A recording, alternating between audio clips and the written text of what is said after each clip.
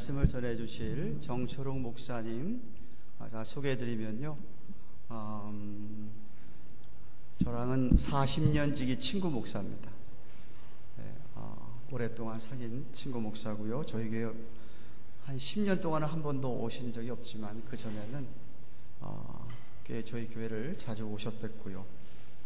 한국에서 대학을 졸업하고 CBS 간사로, CBMC죠, 기독실업인협회, 그러다가 합동신학원에서 공부하시고 미국에 오셔서도 리버티에서도 공부하셨고요. 보스턴 지역에 있는 에머스 한인교회에서 사역하시다가 저희 교회 가까운 그 빌립보교에서도 부목사로 한 10여 년 전에 사역을 하셨고요. 뉴저지 초대교회에서 설교 목사로, 그리고 예수사랑교회에서 담임 목회를 하시다가 작년 10월에 하나님 선한 뜻 가운데서 할렐루야 교회, 뉴저지 할렐교회를 개척하시게 됐습니다. 할렐루야, 할렐루야. 10년 전에 경양 가든교회에 와서 설교를 하고 10년 만에 이렇게 변화된 또 아름다운 교회당에서 여러분과 나누는 말씀의 시간이 있어 하나님께 감사와 찬양을 드립니다. 무엇보다 모니터를 저한테 좀 가까이 2개를 주시면, 제 소리가 제가 안 들리니까 모니터를 2개 좀 주시면 좋겠고요. 메릴랜드에서 제가 한 5년 정도를 살았습니다. 바로 엘리카 시티에서 20년 이민 목회를 하면서 5년을 살던 기간을 운전을 하고 내려오면서 제가 묵상을 했을 때, 특별히 메릴랜드에 살던 때 2가지의 기적이 생각이 났습니다. 그 중에 한 가지의 기적이 뭐냐면, 그 월마트 지금도 있죠? 월마트 바로 옆에 타운하우스에 살고 있을 터인데, 그 옆에 바로 옆집이 젊은 백인 부부였어요. 1살짜리 정도 아이를 둔. 그런데 이 젊은 백인 부부가 참 많이 이렇게 무시를 하는, 그 여러 가지 면으로 무시를 하고 이렇게, 그 남편이, 그러는 어느 날 겨울에 제가 잠옷을 입고 있는데 갑자기 문 밖에서 막 두드리는 소리가 나는 거예요. 그래서 두드린 소리를 들으면서 잠옷을 입고 이렇게 문을 여는 순간에 바로 옆집에 그 젊은 여자가 아이를 안고 저에게 아이를 던져주는 거예요. 그래서 제가 아이를 막 받으려고 하는 순간에 뒤에서 911을 전화하면서 이 남편이 날 보고 또 손가락질을 하는 겁니다. 너 그 아이에게 손을 대지 마, 너 만지지 마 하면서 막 하는데 이 아내는 저에게 아이를 던져주는 겁니다. 그래서 제가 이 짧은 시간에 이걸 받아야 되나 말아야 되나 하는 것과 함께 동시에 기도를 해야 되는데 영어로 해야 되나 한국말로 해야 되나, 이 짧은 시간에 그 시간이 딱 생각이 지나가는 거예요. 그래서 엉겹결에 아이를 안고, 그리고 아이를 등을 돌려서 기도를 하기 시작했습니다. 1분이 되지 않았습니다. 갑자기 아이가 눈을 깜빡거리기를 시작하고, 그 전까지 지금 눈을 뜬 채로 호흡이 멈춰 있었습니다. 눈을 깜빡거리면서 소리를 내면서 울면서 저희 손에 어떤 회색빛 큰 어떤 타액을 저에게 딱 뱉어내면서 애가 살아난 겁니다. 저는 그 타액이 무슨 의미인지를 알았습니다. 이 아이는 조금 전까지 숨이 끊어진 아이였고, 그리고 911에 전화를 하고 그 위급한 상황에 옆집에 목사가 있다는 것을 알고, 이 여자는 제가 빌립보 교회에 섬기고 있을 때 한두 번 찾아왔던 이 여자는 아이를 데리고 저에게 왔던 거죠.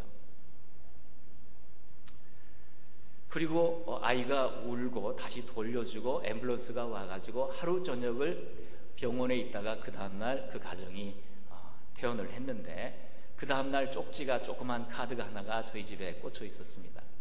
그 내용은 뭐냐면, 당신과 같은 네이버가 우리의 옆집 네이버인 것이 얼마나 감사한지 모르겠습니다. 그러면서 그때부터 이후부터는 이 남편의 태도가 완전히 바뀌었고요. 그리고서는 제가 섬기던 교회를 가끔 몇 번 왔고, 그 여인은 29번 사우스로 내려가는 그 버라이즌 회사에 다니고 있었던 바로 그때였습니다. 여러분, 그리스도인의 삶에서 기적은 저는 상식이라고 믿습니다. 별로 믿음이 안 가는가요? 다시요. 그리스도인의 삶의 기적은 상식이 된다고 믿습니다. 이것이 하나님의 나라가 이 땅에 확장되어가는 내용 중에 하나입니다. 하나님의 나라가 내 삶에 임하는 삶의 한 열매 중에 하나라는 것입니다. 기적이 호흡이 되고 기적이 상식이 되고 기적이 은혜가 되는 삶이 되어가는 것이, 그것이 정상적인 그리스도인의 삶이라고 저는 믿습니다. 오늘 우리가 여호수아 헌신 예배로 주 앞에 헌신하여 드릴 때 무엇보다 우리의 헌신을 통하여, 여러분의 헌신을 통하여 여러분의 삶의 기적이 상식이 되어가는 새로운 날이 시작될 줄 믿습니다. 그러한 날로 우리의 헌신 예배가 시작이 된다면 오늘 예배는 분명히 하나님 나라 안에서 2013년이 새로운 의미로 출발될 것이라고 저는 믿습니다. 오늘 성경의 본문은 예수님이 무리를 걸으시는 기적의 이야기입니다. 이 이야기를 모르는 그리스도인은 아무도 없습니다. 그런데 왜 이런 기적의 이야기가 예수님이 무리를 걸으셔야만 했을까에 대한 이야기의 결론은 33절에 보면, 배에 있는 사람들이 예수께 절하며 가로되 진실로 하나님의 아들이로소이다. 궁극적으로 기적의 궁극적인 열매, 주님이 기적을 베푸셨던 열매는 궁극적으로 예수님이 하나님의 아들이십니다라는, 주님이 우리의 전부이십니다라는 고백이 현장에서 선포되는 바로 그 자리였습니다. 성경에 나타난 무수한 기적들은 시간을 초월하고 공간을 초월하는 무수한 기적의 궁극적인 내용은 예수 그리스도가 우리의 주님이십니다, 예수님이 우리의 하나님이십니다라는 고백이 선포되는 자리인 줄 믿습니다. 기적의 이야기는 바로 그런 것입니다. 그런데 이런 기적의 이야기가 왜 우리의 삶에서는 일상화되지 않는다는 것인가요? 왜 기적의 이야기가 우리의 삶에서는 그처럼 남의 이야기처럼 멀어만 보인 것일까요? 이 얘기를 이렇게 한번 풀어가면 좋겠어요. 왜 예수님이 무리를 걸으시는 이 놀랄만한 기적을 무수히 많은 사람들 앞에서 좀 베풀어 주시면 좋겠는데, 왜 깜깜한 밤에 단지 몇 사람의 제자들이 배에 타고 있는 그 자리에서만 기적을 베풀어 주셨어야만 하느냐 말이죠. 우리의 이성적인 생각으로는 효율적인 면, 어떤 효율성 면에서도 조금 전까지 오병이어의 기적이 일어난 한 2만 명 모여있는 빈들에서, 사람들이 모여있는 대낮에 주님이 무리를 걸으시면, 야, 하나님의 아들이 저렇게 살아계시는구나 하고 모든 사람이 주님 앞으로 돌아올 터인데, 주님은 그와 같은 기적을 거기서 베풀지 아니하시고 깜깜한 밤에 몇 사람에게만, 효율적인 면에서도 너무 효율성이 없는 이런 기적을 몇 사람에게만 베푸시느냐 말이죠. 왜 어떤 사람들은 그리스도인이라고 말하면서도 기적의 삶이 상식이 되어가고, 왜 어떤 사람은 기적의 삶이 남의 이야기만 되어가느냐 말이죠. 왜 나의 삶 가운데 신앙의 삶을 살면서도 그 주님의 하나님 되심을 그렇게 경험하지 못하느냐 말이죠. 그것이 바로 오늘 본문의 포인트인 것입니다. 예수님이 무리를 걸으시는 기적의 이야기는 여러분의 헌신과 바로 연결되어 있다는 것입니다. 예수님이 무리를 걸으시는, 깜깜한 밤에 무리를 걸으시는 기적의 이야기는 제자들의 헌신과 연결되어 있다는 것입니다. 오늘 무리를 걸으시는 예수님의 이야기의 발단은 이렇게 시작합니다. 22절 여러분 성경을 잘 보세요. 예수께서 즉시 제자들을 재촉하사 자기가 무리를 보내는 동안에 배를 타고 앞서 건너편으로 가게 하시고, 여기 여러분 성경을 펴주셨으면 펜을 들어가지고 밑줄을 쳐놓으세요. 즉시 제자들을 재촉하사, 여기 밑줄을 쳐놓으세요. 즉시 제자들을 재촉하사 제자들을 건너편으로 가게 하십니다. 이것이 지금 예수님이 무리를 걸으시는 사건의 발단입니다. 즉시 재촉하여 무리들 가운데서 제자들을 떼어내시는 것이 이 오병이어의 기적과 무리를 걸으시는 기적의 사이에 있는 내용입니다. 쉽게 말하면 요한복음 6장에 가서 보면은 오병이어의 기적을 맛본 사람들이, 이 무리들이 예수님을 세상의 임금으로 삼으시려는 것을 아시고 그들을 떠나시는 장면입니다. 다른 말로 하면 예수님 안에서 기적을 한번 경험하니까 예수님 안에서 하나님 나라의 능력을 경험하고 보니까 주님이 너무 좋은데 주님을 이기적인 동기로 따르기 시작하는 겁니다. 이런 사람들에게는 무리를 걷는 주님의 기적과 주님의 나타나심이 없다는 것입니다. 여러분, 우리가 첫 번째 생각할 건 이것입니다. 왜 내 삶엔 주님의 기적이 상식처럼 나타나지 않을까? 그럴 때 무엇보다 첫 번째 내 마음의 동기를 살펴보는 것입니다. 나는 주님을 따르는 동기가 무엇일까? 나는 오늘도 주님을 향하여 헌신하는 동기가 무엇일까 하는 겁니다. 주님을 따르고 보니까는 너무너무 좋은 것이 많다는 거예요. 주님을 따르고 보니까는 먹을 거 입을 것이 채워지더라는 거예요. 주님을 따르고 보니까 내 안에 유익이 많더라는 거예요. 주님을 따르는 동기가 나의 중심이 되었다 할 때 주님은 즉시 제자들을 재촉하사 그들과 따로 떼어 내신다는 겁니다. 여러분, 우리의 동기가 주님을 향한 순수한 동기로 헌신의 출발점이 되기를 주의 이름으로 축원합니다. 나의 동기를 살펴보는 것입니다. 정말 내가 주를 위해서 따라가는 것일까? 아니면 나를 위해서 주를 쫓아가는 것일까? 첫 번째, 즉시 제자들을 재촉하사 떼어내신.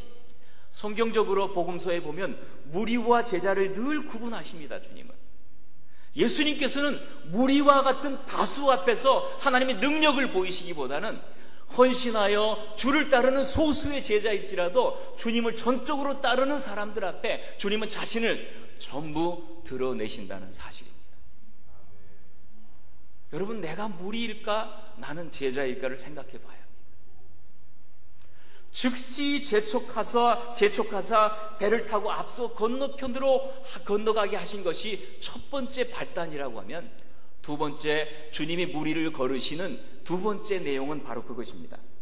24절 보니까 배가 이미 육지에서 술이나 떠나서 바람이 거슬림으로 물결을 인하여 고난을 당하더라. 여기 밑줄을 또 쳐놓으실래요? 바람이 거슬림으로 밑줄을 쳐놓으세요. 그리고 저 물 한 잔 주시겠어요? 그 다음에 물결을 인하여 고난을 고난이란 말에 동그라미 쳐놓으세요. 자, 여러분이 오늘도 신앙생활을 하면서 고난을 당하고 있습니까? 고난이 없습니까? 그 생각을 하면서 오늘 본문을 한번 보면 제자들이 지금 고난을 당하고 있다고 성경은 말하고 있죠. 고난을 당하더라. 그런데 이 고난을 당하더라 라는 말씀이 무엇 때문에 고난을 당하는 거예요? 바람이 거슬림으로.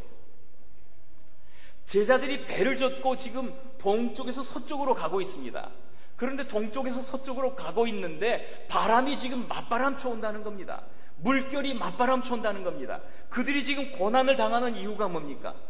바람을 거슬려 가기 때문입니다. 물결을 거슬려 가기 때문입니다. 왜 제자들이 이 물결을 거슬려 바람을 거슬려 지금 노를 저어 가고 있습니까? 왜 제자들이 고난을 당하고 있습니까? 왜 그러죠? 왜 그래요? 주님은 지금 저 뒤에 계세요. 산 위에 기도하고 계세요. 제자들이 지금 고난당한 이유는 딱 한 가지. 주님이 말씀하셨기 때문입니다. 주님이 그곳으로 가라고 말씀하셨기 때문입니다.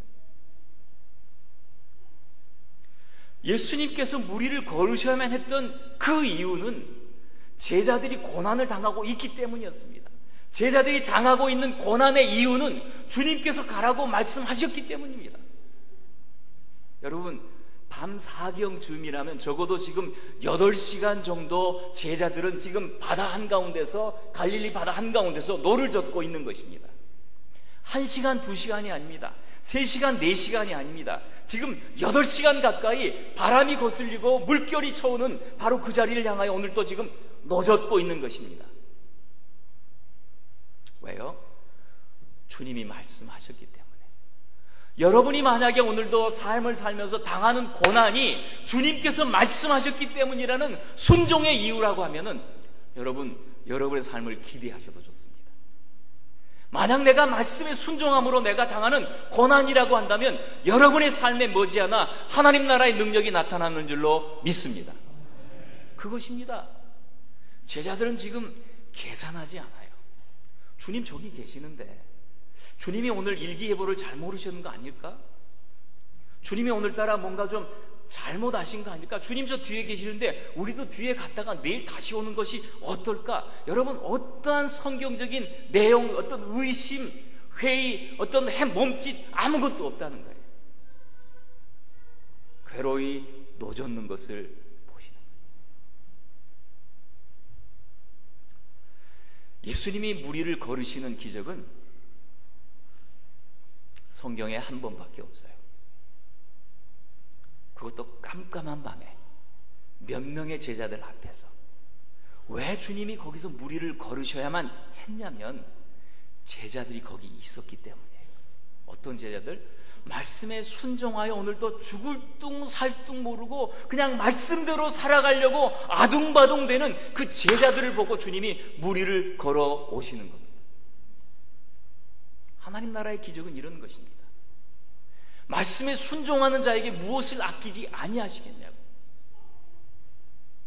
이 말은 다른 말로 하면 오늘도 주님 나라의 능력과 기적을 체험하지 못하는 이유는 온 땅을 두루 감찰하사 전심으로 자기를 찾는 자들에게 능력을 베푸시는 하나님의 마음에 순종하는 자들이 부족하기 때문에 그런 것입니다. 여러분, 우리의 헌신의 내용은 오늘 저녁에 적어도 나는 한번 말씀대로 살아보겠다, 말씀이 한번 내 인생을 걸어보겠다, 강단에서 선포되는 말씀마다 내가 한번 2013년은 순종하면서 한번 뛰어가 보겠다, 여러분 그러한 결단이 헌신으로 나오는 이 밤 되시기 바랍니다. 오늘 이 특송하는 분들 보니까 머리도 많이 휘신 것 같아요. 이제 그렇다면 은퇴할 날도 얼마 남지 않으실 것 같아요. 그러면 다른 말로 하면 시간이 별로 없다는 거예요.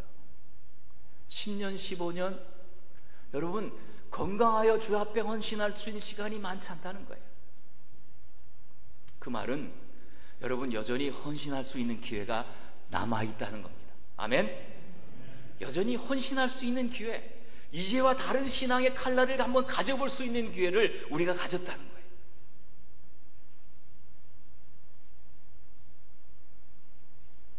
마가복음에 가서 보면은 아주 놀랄만한 말씀이 25절과 함께 연결돼서 보는데 25절 한번 먼저 보겠습니다. 밤 사경에 예수께서 바다 위로 걸어서 제자들에게 오시니. 바다 위로 걸어서 제자들에게 오신다. 여기 밑줄을 쳐놓으세요. 바다 위로 걸어서 오신다. 여기 밑줄을 쳐놓으세요. 주님이 지금 물 위를 걸어 오신다는 사건입니다. 여러분, 그냥 이것이 그냥 이렇게 지나갑니까? 주님이 물 위를 걸어서 오신 이유를 한번 생각하면서 이 본문을 한번 생각해 보십시오. 자기 어떤 것도 아끼지 아니하시는 하나님의 나라의 능력이 순종하는 제자들에게 지금 나타나심을 한번 생각해 보십시오. 그런데 마가복음에는 독특한 한 단어가 기록이 되어 있습니다. 마가복음 6장 한번 펴보세요. 6장 48절. 굉장히 중요한 말씀이기 때문에 여러분이 다 펴가지고 밑줄을 쳐놓으셔야 돼요.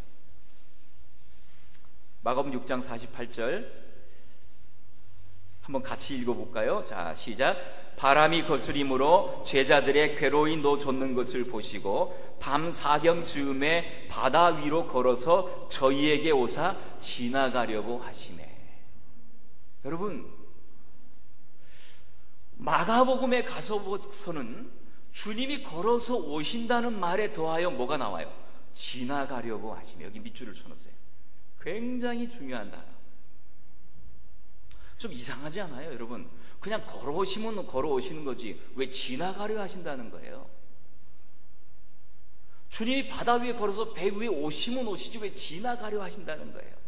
이 지나가려 하신다, 지나가신다, 이 말은 성경적인 용어에서 하나님의 자신의 신적 영광을 드러내실 때 쓰시는 표현이에요.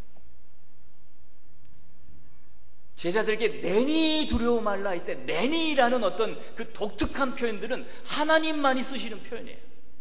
그래서 제자들은 지금 저 말을 듣고도, 이스라엘 사람들은 그 말을 듣고도 저 사람이 하나님인 것처럼 말씀하는구나, 그들은 알고 있는 거예요. 내니 두려워 말라 이런 말도. 지나가려 하신다 이 말씀은 하나님만이 이 땅에 신적 현현을 드러내는 독특한 표현이에요. 그래서 출애굽기 33장에 가서 보면 모세가 이런 말합니다. 여호와의 영광을 내게 보여주십시오 라고 할 때 주님께서 지나가신다는 표현을 써요.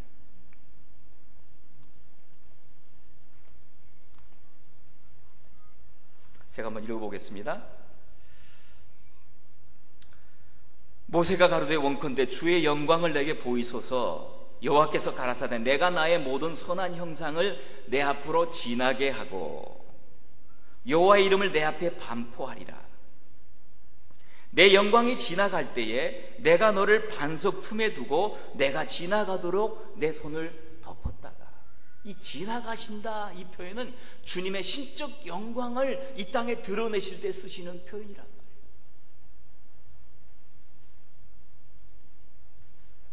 열왕기상 19장에서 엘리야가 호렙산에서 하나님을 향하여 대면할 때 하나님께서 이렇게 말씀하십니다. 여호와께서 가라사대 너는 나가서 여호와의 앞에 산에 섰으라 하시더니 여호와께서 지나가시는데.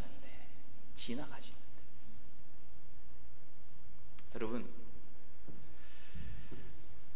자신의 신적 영광을 이 땅에 드러내실 때 그것이 물 위가 되었든 깜깜한 밤이 되었던 어떠한 자리일지라도 주님이 자신의 영광을 드러내실 때 쓰시는 표현이 지나가신다라는 표현입니다.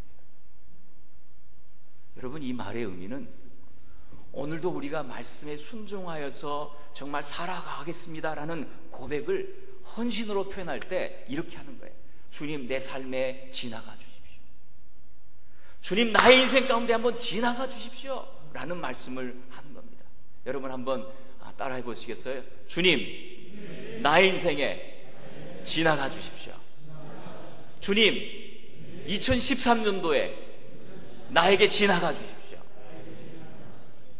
이것이 기도가 되고 절규가 되고 그리고 나의 통곡이 되고 나의 모든 문제들 앞에서 말씀대로 살아가려고 하는데 온갖 이 장애물 앞에서 주님, 내 삶에 산시 기적이 상식이 되는 현장이 되도록 주님, 내 삶을 지나가 주십시오.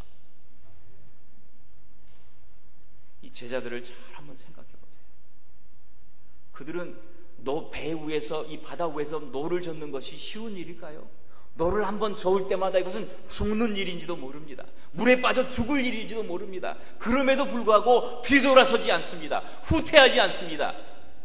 옛적 일을 생각하지 않습니다. 앞을 보고 오늘도 명령하신 대로 순종한 대로 그들은 나아가고 있는 것입니다. 그 앞에 주님께서 지나가신다고 말씀하는 겁니다.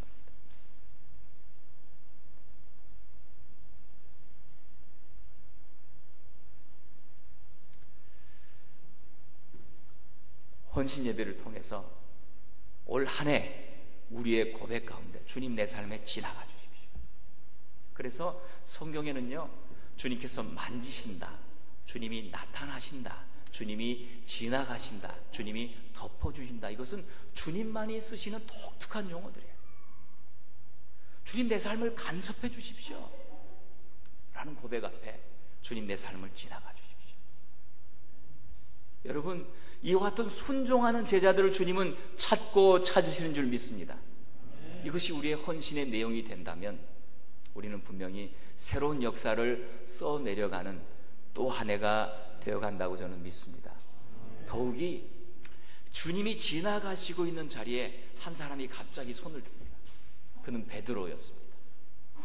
그리고 무리를 걸어서 오시는, 지나가시는 영광 앞에서 감히 한마디를 예수님 앞에 그가 하고 있습니다. 주여, 만일 주시어든 나로 명하사 무리를 걷게 하소서.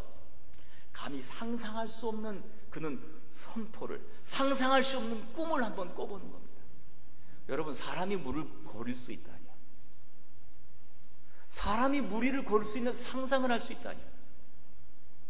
감히 꾸어볼 수 없는 꿈을 주님 앞에서, 주님의 영광 앞에서 그가 지금 선포하고 있는 겁니다. 주여, 만일 주시어든 나로 명하사 주님 무리를 걷게 해주십시오. 그가 가진 동기는 딱 하나예요. 베드로의 인생 전체를 보면 그는 모든 삶의 주제가 딱 하나예요. 그것을 오늘 본문은 이렇게 말합니다. 29절 한번 보세요. 오라 하시니 베드로가 배에서 내려 물 위로 걸어서 예수께로 가되. 예수께로 가되 여기 밑줄을 쳐놓으세요. 베드로의 삶의 모든 특징은 한마디로 말하면 그는 참으로 혈기도 때때로 말이 앞서고 혈기도 앞서지만 그러나 그의 삶의 모든 내용은 그는 부족함이 많음에도 불구하고 그의 헌신의 모든 내용은 예수께로 가는 거예요. 예수께로 가는 거예요. 예수님께 가까이 가는 거예요.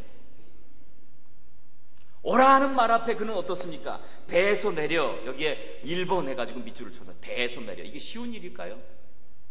Come down out of the boat. 이게 쉬운 일일까요? 배에서 내린다. 배에서 내린다. 지금 풍랑이 있는 깜깜한 밤에서 배에서 내리고 있습니다. 한 가지 이유, 예수께로 가기 위해서.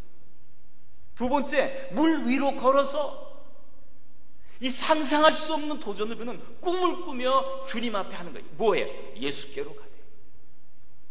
그러고 보면 그는 실수투성이에요. 우리는 복음서에서 베드로가 얼마나 실수투성이고 연약하고 그가 후회하고 눈물 많은지를 알 수 있습니다. 그러나 모든 삶의 동기는 나는 연약하지만 나는 주님께 가고 싶습니다는 열망으로 가득 찬 한 사람이에요. 3번이나 크게 부인합니다. 통곡을 합니다. 그럼에도 그는 주님을 쫓아가는 것을 포기하지 않아요. 대제사장의 뜰에까지 포기하지 않고 쫓아갑니다. 배와 부친을 버려두고 다 버려두고는 쫓아갑니다.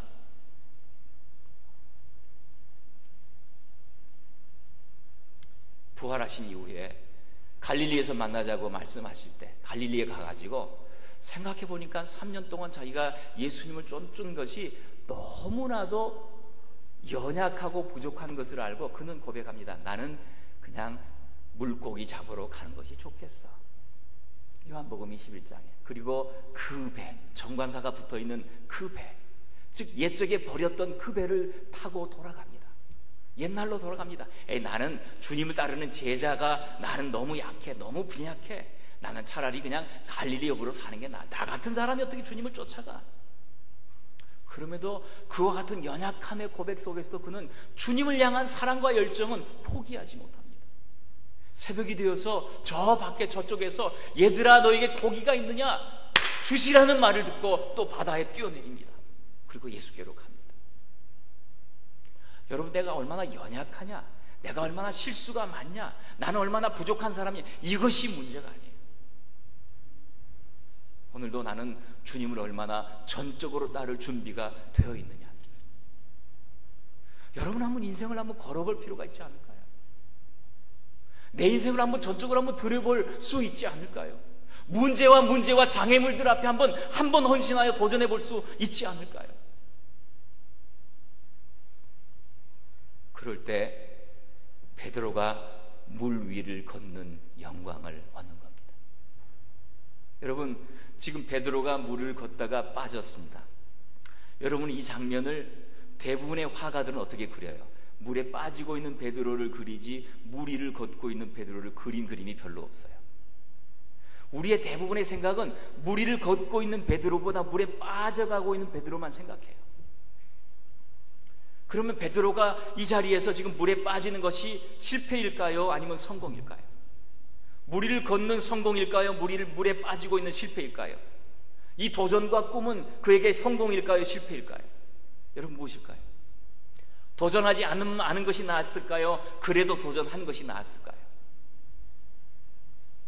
내가 한번 주님 안에서 꿈을 꾸고 헌신하는 것이 나을까요? 아유, 나는 너무 연약해. 난 할 수 없어. 불가능한데, 장애물도 많은데, 그리고 그냥 꿈을 꾸지 않는 것이 현명한 걸까요? 배 안에 앉아있는 나머지 제자들이 그들이 안전한 삶을 사는 것일까요? 아니면 배 밖으로 나와서 물 위를 걸어가는 한 사람 베드로가 사는 것이 그것이 더 성공한 삶일까요? 편하고 쉽고 살아가는 수많은 교회들의 어떤 군중 속에서, 무리 속에서 대형 교회를 다니면서 그냥 살아가는 것이 성공한 그리스도인의 삶일까요? 아니면 문제와 문제들이 많은 조그만 교회일지라도 한번 뛰어가겠다, 도전해보겠다고 살아가는 것이 성공일까요? 주님은 오늘도 물 위를 걷는 주의 신적 영광 지나가심을 나타내시기를 원하십니다. 그런 사람이 누구에게 있는가를 발견하십니다.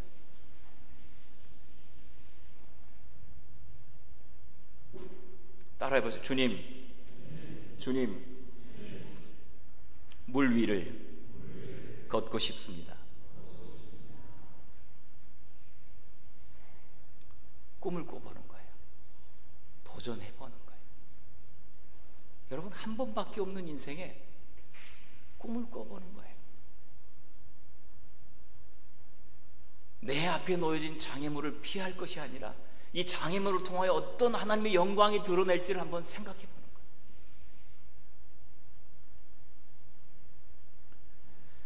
경안가든교회가 19년 전에 개척을 할 때 제가 분명히 기억이 나요. 와 있는 것 같았어요. 왜냐하면 그 꽃다발 몇 개 기억나거든요. 사모님, 제가 왔던가요? 바깥에 화원이 기억나고요, 꽃다발이 기억나고, 미국 교회에서 예배드린 게 기억나요. 지난 19년 동안 하나님께서는 경양가든교회를 기적처럼 인도해 오신 줄 믿습니다. 그러나 여기서부터입니다.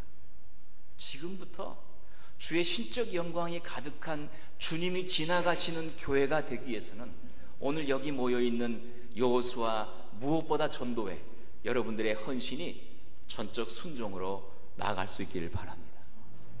무리를 걷는 꿈을 한번 꿔보시기 바랍니다. 제가 두 번째 기적을 말씀드렸죠. 하나는 호흡이 멈춰진 그 1살짜리 아이가 호흡이 이렇게 다시 돌아온 그러한 기적. 또 하나의 기적은 이것이었습니다. 제가 빌립보 교회를 다닐 때, 사역할 때, 그때 이런 생각을 했어요. 주님, 이것이 인생의 전부일까요? 너무 잘해줬어요. 참 좋은 교회였어요. 저한테 너무 잘해줬어요. 그러나 저는 이것이 전부라고 하기에는 더 드릴 것이 많다고 생각했어요. 주님, 내 인생 더 드리고 싶은데 이것이 전부입니까? 라고 생각이 들었어요. 주님, 좀 돈적으로 더 드릴 수 있는 어떤 여지가 있을 것 같습니다. 그러면서 이런 생각이 들어요. 내가 제일 못하는 게 뭘까? 제 성품이 굉장히 좀 부드럽고요, 강직하지 못해서 제가 제일 못하는 게 뭘까 생각할 때 개척교회를 하는 게 제일 못할 것 같았어요. 그래서 제가 개척을 해야 되겠다. 교회를 개척해서 생명의 교회를 탄생해야 되겠다. 그런 생각을 했어요. 그리고 막 말리는 그 교회를 뒤로 하고 제가 사임을 하게 되는 즈음에 제 지금 16살짜리 딸이 있는데요, 40살에 그러니까 아이를 낳았어요. 그래, 얼마나 이쁜지. 그런데 이 딸아이가 주일날 오후에 어느 집사님 집에 가서 놀고 있다가 오는 길에 제가 교회에 늦게까지 있을 때 교통사고가 났어요. 조금 전에 막 전화가 왔는데, 목사님, 지금 제 아내가 탄 차가 교통사고가 났는데요, 제 아내하고 제 딸은 지금 앰뷸런스가 와가지고 지금 가까운 병원으로 가고, 목사님 딸은 피가 멈추질 않아가지고 헬기가 지금 와가지고 지금 칠드런 하스피탈로 지금 가고 있습니다. 나 가려고 지금 기다리고 있습니다. 바로 이 부분에서 일어난 일이었어요. 제가 순식간에 피가 멈추지 않아서 헬기가 오는 이 딸, 그래서 현장으로 가기보다는 병원으로 가야 되겠다 하면서 병원으로 가면서 제가 중보기도 팀한테 다 연락하고 기도 부탁하고 그리고 병원으로 가는데요, 주께서 제게 주시는 생각이 이런 거예요. 철웅아, 너가 이제 너의 인생의 나머지 시간을 나에게 최선을 다하겠다고 그러지? 너의 지금 인생의 모토를 이제 최선이라고 잡고 있지? 그러면 만약에 너가 그렇게 사랑하는 딸, 40살에 낳아서 그토록 귀여워하고 다른 사람들한테도 다 40살 넘어서 애기 낳으라고 하는 그 사랑하는 딸, 그 딸을 내가 데리고 간다면 너가 그래도 최선을 다할 수 있겠니라고 물으시는 것 같았어요. 제가 생각해 봤어요. 이 딸이 없는 인생은 뭘까? 이 딸이 빠진 개척은 나에게 어떤 의미가 있을까? 그럴 때 26살 때 뇌염에 걸려가지고 병원에서 다 죽었다고 했던 제가 안면마비, 전신마비가 와서 살아날 때, 그때 하나님께서 나를 살려주셔서 내가 전적으로 하나님의 것이 되었는데 이제 이 딸로 인해서 내가 다른 생각을 할 수 있을까라는 생각과 함께 그런 고백을 했어요. 주님, 만약에 제 딸을 하나님께서 데려가신다 할지라도 저는 나의 인생을 최선을 다하며 살겠습니다. 그것은 곧 그럼에도 나는 개척하면서 주 앞에 생명의 교회를 드리겠습니다라는 고백이었습니다. 병원에 갔더니요, 이 소셜 워커도 뭐 그렇고 여러 사람들이 보통 목회자 가면 다 들여보내잖아요. 나를 못 들어가게 하는 거예요. 5시간 동안 피를 흘리고 그리고 피가 멈추고 이제 나중에 퇴원을 하게 되었는데, 오늘 내려오면서 제가 그런 생각이 드는 거예요. 아니, 이민 목회 20년 동안 도대체 난 뭘 했을까라는 생각을 하는 거예요. 작년 10월에 3번째 교회를 개척하고 3번의 교회를 세워가면서 나는 도무지 뭘 하고 있을까라는 제 마음에, 왜냐하면 개척 자체가 너무 어렵고 힘들고 참 쉽지 않는 길이고 수많은 것들을 부인해야 되는 과정이고, 그래서 내려오는데 번떡 한 목사님이 초대하셔서 내려오는 길에 깨닫는 거예요. 주께서 제게 깨닫게 해주시는 거예요. 바로 너가 원했잖아.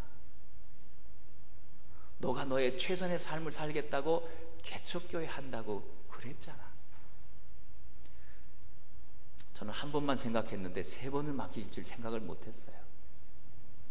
20년이 되도록 3번을 하고 있는 줄 생각을 못한 거예요. 아, 그렇구나.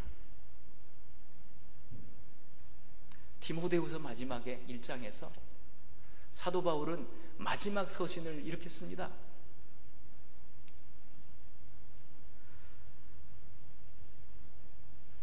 복음을 인하여 내가 죄인과 같이 매이는 데까지 고난을 받았으나, 복음을 인하여 내가 죄인과 같이 감옥에 갇히는 죄수가 된 것처럼까지 복음을 고난을 받았으나 하나님의 말씀은 매이지 아니하리라. 그러므로 내가 택하신 자를 위하여 모든 것을 참음은 저희로도 그리스도 예수 안에 있는 구원을 영원한 영광과 함께 얻게 하려 함이로라. 미쁘다 이 말이요, 우리가 주와 함께 죽었으면 또한 함께 살 것이요, 참으면 또한 함께 왕노릇할 것이요.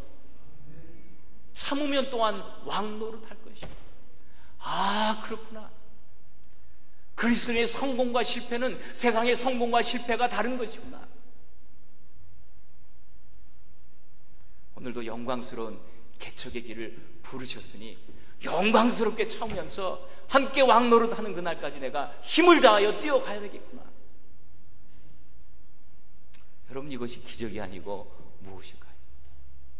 오늘도 가장 큰 고난을 기쁨으로 알고 살아가는 것이 기적이 아니고 무엇일까요? 가장 어려운 삶이라 할지라도 앞에 있는 즐거움을 향하여 십자가를 참으신 우리 주님에 따라서 오늘도 우리의 고난 앞에서 주저하지 않고 물러서지 않고 오늘도 즐거움을 생각하면서 뛰어가고 헌신하는 이 삶이 기적이 아니고 무엇인가요? 여러분, 참으면 또한 왕노릇할 것이요, 세상의 가치에 우리의 헌신이 나가지 않기를 바랍니다.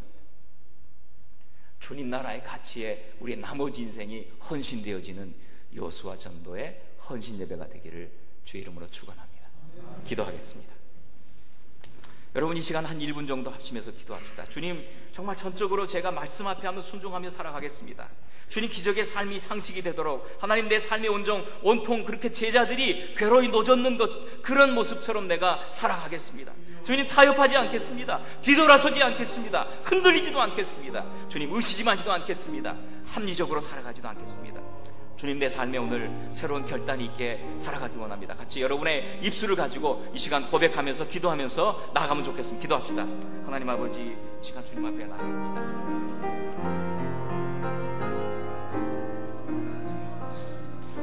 주님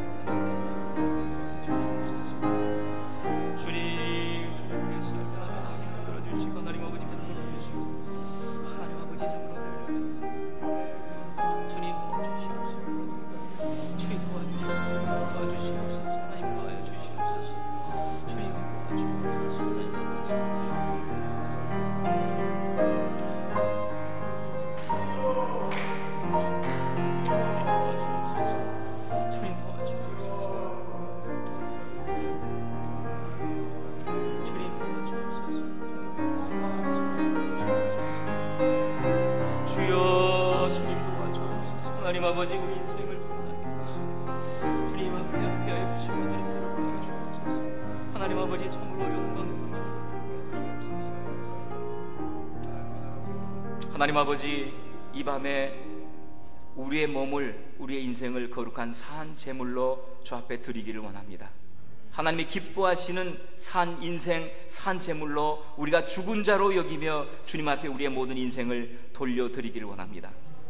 피로 값주고 사신 영광스러운 교회를 섬길 수 있는 특권과 기회를 주셨음에 하나님, 때로는 힘들고 어려울지라도 주 앞에 있는 즐거움을 향하여 오늘의 고난을 넉넉히 참아가는, 그리하여 주 앞에 칭찬과 상급을 누리는 복된 인생 될 수 있도록 오늘 이 밤 우리의 헌신을 받아 주시옵소서. 주님, 흔들리지 않는 헌신 되게 하여 주시옵소서. 요동하지 않게 하시고 뒤돌아보지 않게 하시며 하나님, 주님이 말씀하시는 대로 한번 인생을 던져보는 복된 인생 되어 가도록